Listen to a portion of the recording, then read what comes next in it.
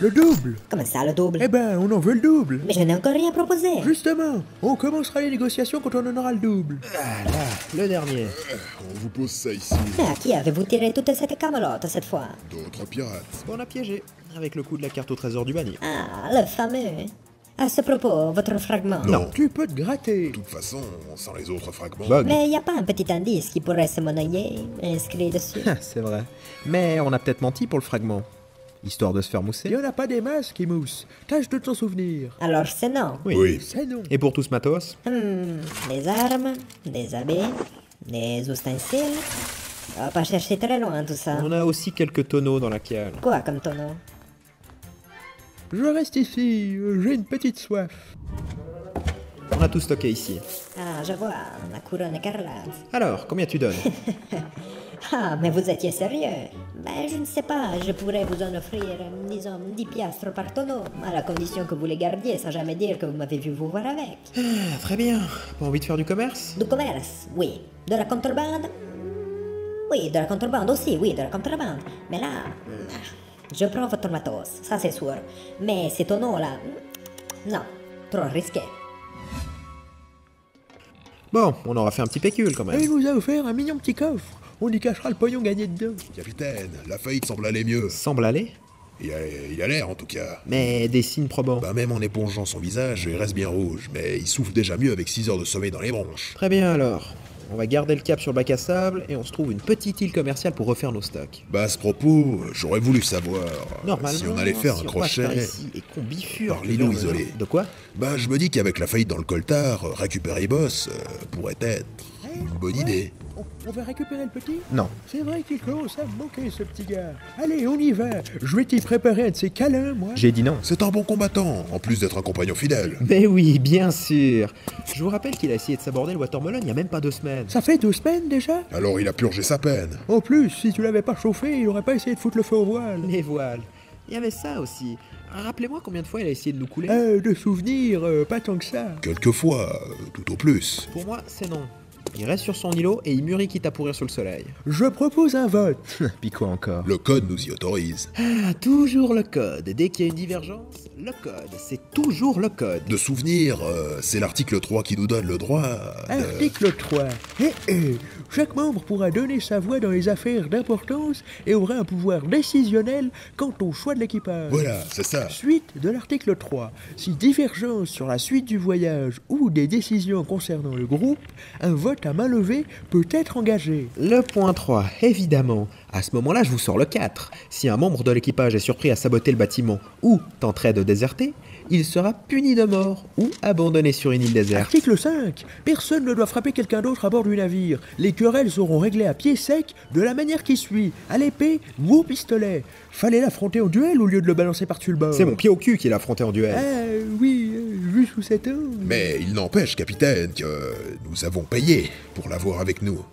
Et le retour sur investissement est, comment dire, quelconque. Juste, maintenant je me souviens pourquoi on l'a gardé aussi longtemps avec nous. Article 2. Chacun à bord aura le droit de se servir quand il voudra des provisions et des liqueurs fortes. Sur ce, Provisions et des liqueurs nouvellement prises, à moins que la disette n'oblige le public à en disposer autrement. Bon, on récite tout le code ou on continue notre route? Je propose un vote pour régler le conflit. je vote pour le vote et je voterai pour au vote. Bon, mon avis en valant 2, je vote contre le retour de cette foutue araignée. Ah oui, je me souviens pourquoi tu l'aimes pas. Je vote pour son retour. Et en plus, on passe juste à côté de l'îlot isolé. Voilà, je le savais. De partout. On est bien avancé. La faillite l'aime beaucoup, lui. Ah oui, il a dit qu'il était pour. À vrai dire, c'est même lui qui m'a demandé de vous demander. Il était réveillé? Oui, il va mieux. Vous auriez pu commencer par ça pour me dire qu'il allait mieux. Enfin, bref. Ça fait 3-2. Je vais pas aller contre votre avis, mais vous êtes sûr de vouloir récupérer ce danger sur pattes? L'îlot isolé était une île si minuscule que beaucoup, en s'en rapprochant, la confondaient avec un récif. Défiant l'horizon avec courage, son cocotier solitaire planté ici restait passif. Je vois l'îlot. Mais personne sur le sable. Avec de la chance, il s'est déjà tiré. Ou une quelconque autre embarcation, on l'a récupéré avant nous. Non, il y a du mouvement dans le cocotier. Ah oui, tiens, qu'est-ce qu'il fout là-haut? À couvert! L'ordure, il nous canarde, dire qu'on vient le récupérer. Sa manière de nous accueillir. Il a surtout reconnu Watermelon et il a encore une dent contre nous. Contre toi surtout. Sans doute, mais vas-y, je t'en prie, sors ta tête, voir si t'en balances une en pleine poire. Je fais ce que je veux. Ah, je savais pas qu'un cocotier pouvait avoir autant de fruits. Y a pas que des noix de coco, y a des pierres, du bois compacté avec du sable, encore des pierres, et un poisson pourri. Il va voir. Allez, tiens, retour à l'envoyeur. Mange ça. Joli lancé, mais vous auriez pu me laisser essayer. Pour qu'il finisse tout ratatiner. Ou en soupe. Après, c'est vrai qu'à bien y réfléchir... J'aime pas la soupe. Bon, jetez l'encre, on met pied à terre. La pauvre belle. Il est juste assommé. Mettons-le en boîte et on bouge. Il se réveille. Salut, boss. Du calme, c'est nous. Lui dis pas ça, il est déjà bien énervé. Il demande si on est venu pour le récupérer. Bah oui. Non. Il dit qu'il... Hein oui. Il dit qu'il est prêt à laisser sa haine de côté si on peut quitter cette île tout de suite. De la haine. Il dit qu'on lui a manqué de peu. Manqué de peu. Tu nous as aussi manqué, boss. Ah oui, alors, il dit oui, le projectile... D'accord, oui. Il dit oui, le projectile m'a pas touché. Il rigole en crabe. Saleté, dégage. Et c'est ça, garde tes clics et tes claques, fichu crabe. Allez, du balai, oust. Me touche pas. On dirait pas. 2 semaines. Et rien n'a changé. Notre crabe a gardé son mordant. Ça fait plaisir. Vite, montez, on s'arrache, on laisse ici. On arrive. Derrière toi. Comment t'es arrivé ici? Il est malin, il a dû faire le tour sous la coque. Et v'là qui me menace.